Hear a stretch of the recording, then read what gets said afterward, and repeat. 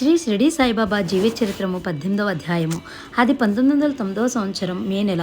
భౌగోళికంగా మహారాష్ట్ర ప్రాంతంలో గల ఎత్తైన ప్రాంతాల్లో షిరిడి కూడా ఒకటి. నీటి ఎద్దడి వేసవకాలంలో విపరీతంగా ఉండేది. దానికి తోడు మండుటెండలు మానవ శరీరాన్ని అతలాకుతలం చేసేవి.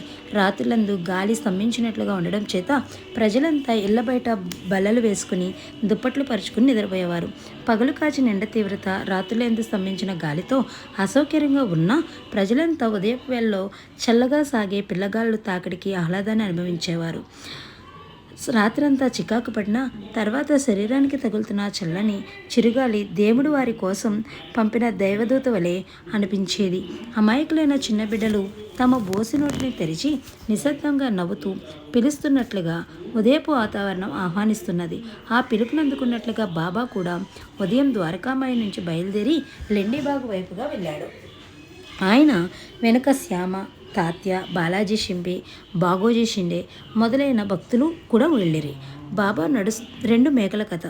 బాబా నడుస్తూ ఉండగా వారి యందు నుంచి ఒక మేకల మంద వెళ్ళుచున్నది. ఆ గుంపుల మధ్యనున్న 2 మేకలను బాబా గబగబా వెళ్ళి పట్టుకున్నాం. బాగోజీ షిండే బాబాకు సహాయంగా వెళ్ళాను. ఆ 2 మేకలు తనకు కావాలని చెప్పి వాటి యజమాని 32 రూపాయలు ఇచ్చి బాబా వాటిని కొనెను. ఆ 2 కలిసి 7 రూపాయల కంటే ఎక్కువ ఖరీదు చేయవని అందరూ అనుకొని చుండరి. బాబా 5 సేర్ల శనగపప్పును తెప్పించి వాటికి పెట్టిరి. ఈ వింత చర్యను చూసి శ్యామ బాబాను ఇదేమిటి అని ప్రశ్నించాను. అందుకు బాబా తనకు ఇల్లు కానీ కుటుంబం కానీ లేదు, అందువల్ల ధనమును నిల్వ చేరాదు అని చెప్పిరి. అయినా తాత్య, శ్యామలు వారిలో వారు ఆ విషయం గురించి గంభీరంగా చర్చించుండరి. వెంటనే బాబా 2 మేకలను తిరిగి వాటి యజమానికి ఇచ్చివేసిరి.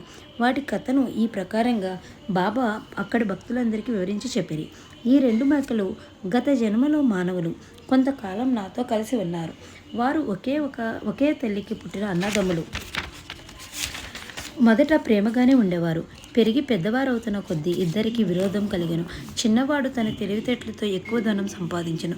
పెద్దవాడు ఈర్ష్యతో తమ్ముని చంపి ఆ ధనాన్నంతా అపహరించుటకు అనేక ప్రయత్నములు చేశాను. ఈ ప్రకారంగా అన్నదమ్ములిద్దరూ ఇంకొకరు చంపుటకు చాలా ప్రయత్నములు చేసిరి. ఆఖరికి ఒకే స్థలంలో ఒకే సమయంలో ఒకరినొకరు చంపి ఇద్దరూ మరణించిరి. వారి కర్మ ప్రభావంగా మేకలుగా ఈ జన్మలో పుట్టిరి. నాకు దగ్గరగా వెళ్తున్నప్పుడు గుర్తుపట్టి చేరదీసి తిని సుఖప్రదమైన మానవ జీవితం నుంచి జంతు జన్మకు దిగజారిపోయి బాధపడుతున్న వారిద్దరికీ గత జన్మలో నాతో గల సంబంధం దృష్ట్యా వారిని నా వద్ద ఉంచుకుని సుఖజీవితాన్ని ప్రసాదించాలనుకున్నాను. కానీ నా బేరం గురించి మీరు అనవసరమైన రాద్ధాంతం చేయట చూసి వాటిని తిరిగి వాటి యజమానికి అప్పచెప్పి